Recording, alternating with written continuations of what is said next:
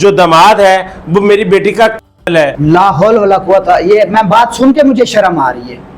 तो उसने मुझे ये कहा है कि मेरे शोहर का कहना है कि तुम एक दिन इसकी बीवी हो, एक दिन मेरी बीवी हो। अस्तगफिरुल्लाह, हमें तो सुन के शर्म आ रही है। इस लड़की का हमल जाया करवाने के लिए उन्होंने बड़ी कोशिशें की। झूठ है, झूठ है, सरासर झूठ है। पैसों की डिमांड करता था। कारोबार क्या करना है उनका? होटल है, दोनों भाई उधर होते हैं, और कौन सा कारोबार करना था उनका? होटल 5 साल 8 साल से है होटल। जहेज के नाम पर गाड़ी भी मांगी गई थी। जैसे गाड़ी मांगते, पता होता कि ये ऐसे पैसे वाले हैं तो फिर तो डिमांड करते ना। उनको पता है वो भी मिस्त्री है हमारे जैसा है, वो कैसे डिमांड कर सकते हैं कार की? सब झूठ है, हम नहीं मानते, ये सारा झूठ। सिंक में से किचन में उसके पास से बर्तन नहीं धोने दिए जाते थे कि ये तुम्हारे बाप के लिए, दफा हो जाओ यहाँ से। झूठ है सर, 6 महीने में ऐसे कैसे हो सकता है? उसके आगे से खाना छीन लिया जाता था। कमाल कर रहे हैं, वैसे आप भी कमाल कर रहे हैं। ऐसे कैसे हो सकता है सर? कौन सी ऐसी अदावत थी कि आपने पहले उनके घर के तरले मिन्नतें की, उनसे रिश्ता मांगा और उसके बाद बेटी को कर दिया? दोनों फरीक राजी थे, तरले मिन्नतों वाली बात नहीं है, दोनों फरीक राजी थे। और वो हमें जानता था, हमें 2.5-3 साल से 4 साल से हमारा तल्लक था। आपका रिश्ता किसी विचोले ने करवाया? उन्होंने खुद की है। कैसे? उन्होंने खुद की है। वो कहते हैं हम जानते नहीं है। कौन? वो कहते हैं। हाँ? अगर वो कह दे, मेरे सामने आके कह दे कि हम जानते नहीं है, जो कहेंगे हम मानेंगे।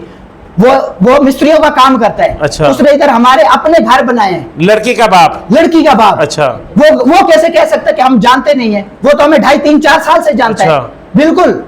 उसने हमारा एक घर बनाया, फिर ये जो उसकी बेटी का घर है उसने अपने हाथों से बनाया। अच्छा, वो कैसे कह सकता है? जिस घर में उसकी बेटी ब्याह कर आई है वो घर उसने खुद बनाया है, लड़की के बाप ने। बतौर मजदूर? जी बिल्कुल, उसने खुद बनाया है। नाज़रीन, ये तो बात में एक अलग से ट्विस्ट आ गया। बहुत सारी हमेशा एक तरफ का सच जिसको आधा सच माना जाता है, इस केस में भी वही सूरत हाल हुई। आधा सच वो लोग कह रहे हैं, आधा सच ये कह रहे हैं। अब बीच में असल हकीकत क्या है, इसकी सारी बात तो इन्वेस्टिगेशन के बाद समझ में आएगी। वो जानता था, ये सारा घर बनाया था, रिश्ता भी खुद ऑफर किया था। और हमें हैरानी होती है कि इतना झूठ कैसे बंदा उसको सच बना के पेश कर सकता है। 3-4 साल से जानते, हमारे 3-4 घर बनाए हैं उसने। नासिर साहब, फिर ऐसी क्या दावत थी, किस वजह से वो ये कह रहे हैं कि जी आप कातिल हैं, आपके भांजे कातिल हैं, आपकी भांजी कातिल है, मिलकर किया गया? इसके पीछे आखिर वजह क्या है? देखें, हम दोनों रुख देख रहे हैं। ठीक है, उनको गम होगा, बेटी उसकी वो हुई है, खुदकुशी की है, लेकिन उसको गम है, हम समझ सकते हैं कि बाप का गम है। लेकिन वो दूसरी तरफ भी तो देखे ना कि मैं क्या कर रहा हूं, मैं ज्यादती कर रहा हूं। जो हक है वो तो करे ना। और उसको भी पता है, उसको भी पता है कि इन्होंने नहीं किया। आप ये और वो खुद कहता है कि जो मेरा दामाद है ना, वो ऐसा नहीं है, बहुत अच्छा है। फिर कहता है मैं जानता नहीं। वो तो कहता है कि मेरा जो दामाद है वो मेरी बेटी का है, वो दरिंदा है जिस सफाकियत से उसने मेरी बेटी का किया। वो बेटा तो कह ही नहीं रहा। उनके साथ जो उसका दामाद है, उनके साथ 2-3 साल से उनका रिश्ता है। उनके होटल पे आते हैं, खाने खाते हैं, बैठते हैं, घर खाना ले जाते हैं, उनके साथ आना जाना अच्छा तरीके। और ये देखें, हमारे इन बड़ों से किसी ने उसने नहीं पूछा कि मैं रिश्ता कर रहा हूँ। ठीक है, वो आपस में इतने उनकी अंडरस्टैंडिंग थी कि उसने रिश्ता किया है और किसी से पूछा भी नहीं है। नासिर साहब, उसको अच्छे लगे तो उसने किया है ना। नासिर साहब, आप भी फिर वही बंदा कैसे इल्जाम लगा सकता है? नासिर साहब, ये साथ उनका घर है और आपका घर है, आपका मेल जोल आपके भांजों से कैसा था? जी बिल्कुल था, सब आते जाते हैं, मिलते हैं, बैठते हैं, उठते हैं। और ये महीना पहले मैं खुद गया हूँ, बैठा हूँ, उधर मैंने फ्रूट खाए हैं अच्छे खस्ते। अच्छा, आप उनकी फैमिली में इतना इन्वॉल्व हैं, दोनों फैमिलियों में, तो क्या आप माशाल्लाह बरेश आदमी है, समझदार है, दुनियादार है, आपको ये कहीं नहीं पता चला जो आपका छोटा भांजा अतीक है उसके रफीक की बीवी के साथ नाजायज ताल्लुकात हैं, या वो नाजायज ताल्लुकात के लिए फोर्स कर रहा है? ला हौल वला कुव्वता, ये मैं बात सुन के मुझे शर्म आ रही है। ऐसा कैसा हो सकता है? ऐसा समझदार लोग, मुसलमान लोग ऐसे कैसे कर सकते हैं? यानी भाभी तो माँ बहन की जगह होती है। देखिए, जो समझे वो भाभी बहन भी है, भाभी माँ भी है, लेकिन जो समझे जो सर झूठ है, सर झूठ है, सर मदई सर झूठ। और यही तो बात हमें समझ नहीं आ रही कि वो क्या कह रहे हैं और उनके दिमाग में क्या चल रहा है। ऐसा एकदम क्या हो गया, एकदम इतने आपस में दूरियां कैसे आ गई? बिल्कुल। देखिए, झूठ बोल रहे हैं, ये जो बातें आप कर रहे हैं ये सरासर झूठ है। उसकी माँ का कहना है आसिया की, और उसकी फूफी का कहना है कि आसिया जब 20 दिन हमारे पास रह के गई है तो उसने मुझे ये कहा है कि मेरे शोहर का कहना है कि तुम एक दिन इसकी बीवी हो, एक दिन मेरी बीवी हो। अस्तगफिरुल्लाह। आप अपने दिल ये पे वालदा कह रही है आसिया की। आप अपने दिल पे हाथ रख के कहें कोई ऐसा कर सकता है? ये हमारे माशरती तौर पर, इस्लामी तौर पर तो इसको हम गुनाह मुसलमान- कबीरा समझा जाता हम है। मुसलमान हैं, हम चीज समझते हैं, अच्छा बुरा समझते हैं। ऐसे आप हमें तो सुन के शर्म आ रही है। कमाल है, वो खुद ऐसे कैसे कह सकते हैं? हमें सुन के शर्म आ रही है। उनका कहना है कि इस लड़की का हमल जाया करवाने के लिए उन्होंने बड़ी कोशिशें की, लड़की पर भी जोर दिया। झूठ है, झूठ है, सरासर झूठ है, सरासर झूठ है सर। आप एक तरफा देख रहे हैं, आप दोनों तरफ देखें। सरासर ये जो पूरा झूठ बना के पेश किया जा रहा है। ये जो फैमिली है ना, इनके घर में तो 25 साल बाद पहली बार ये बच्चे वाला सीन हो रहा है और इतने खुश थे, तो ये कैसे वो कर सकते हैं? जो रफीक भट्टी है वो पैसों की डिमांड करता था कि 15 लाख रुपया दो। ये उसके बाप का कहना है जुल्फकार का कि मैंने कारोबार करना है। क्या ये बात सच है? झूठ है, झूठ है। कारोबार क्या करना है? उनका होटल है, दोनों भाई उधर होते हैं, और कौन सा कारोबार करना था? उनका होटल 5 साल 8 साल से है होटल। आप पूछ ले, तहकीकात करें। जहेज के नाम पर गाड़ी भी मांगी गई थी। झूठ है, झूठ है। जब अगर मांग, कमाल है यार, कैसी बातें कर रहे हैं?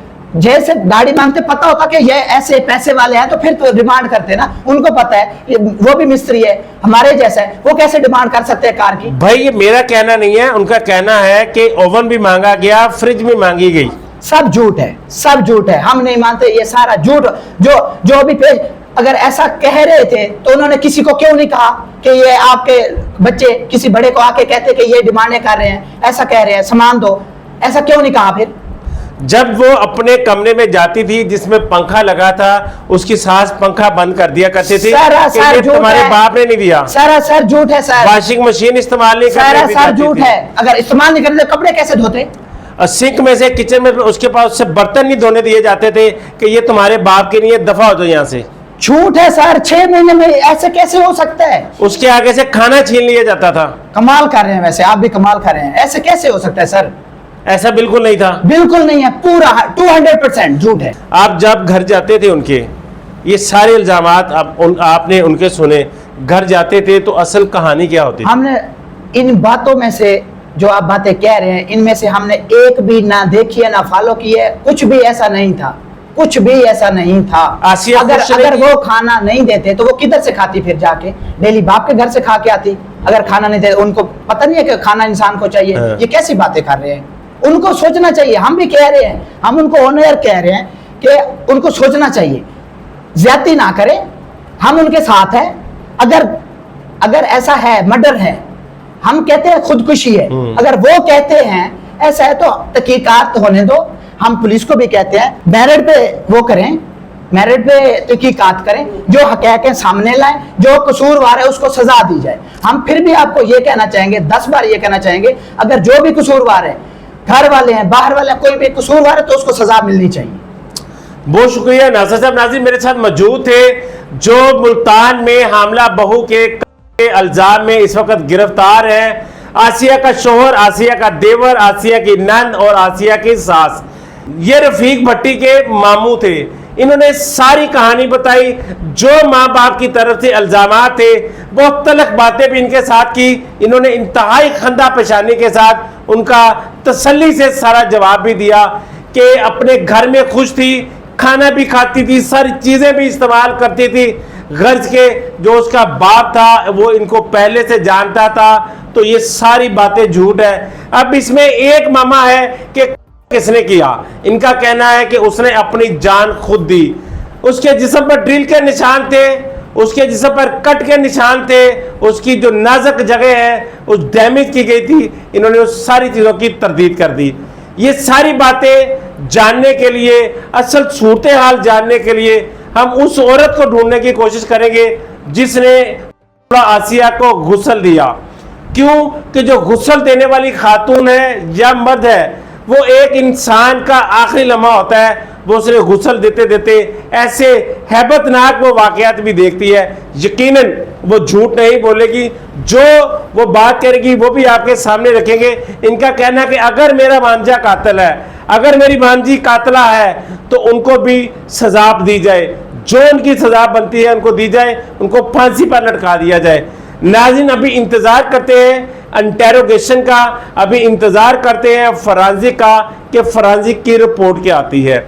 उसके हाथ में बाल किसके थे, उसके हाथ में मास्क किसका था, ये फैसला फॉरेंसिक की रिपोर्ट करेगी। जैसे ही इस केस पर कोई मजीद नई अपडेट आती है उस बारे भी आपको आगाह किया जाएगा, और कोशिश करेंगे कि यहाँ से निकलकर उनके वालिदैन के घर भी जाएंगे, जो मदई है उनसे भी बात करेंगे, जो सोशल मीडिया पर सारी बातें चल रही हैं उनके भी जवाबात उनसे मांगेंगे, और जो रफीक भट्टी के मामू ने बातें की इनके भी जवाब उनसे लेने की कोशिश करेंगे। अपने मेज़बान राना दिलशाद को इजाज़त दीजिए। अल्लाह निगहबान।